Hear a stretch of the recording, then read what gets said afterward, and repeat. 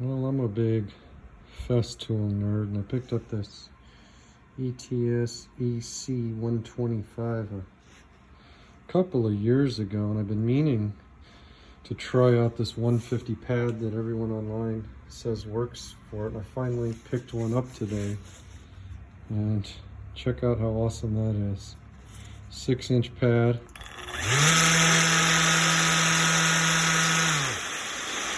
And the issue that Festool claims you'd have with this is the brake won't engage. It works like the 150, so you should buy the 150 too. And I think that's so stupid. They missed the mark here by not just selling one of these sanders that works with both pads. So I can take this off, and actually all the markings in here say 150 on this 125, so it's pretty silly, just a money grab.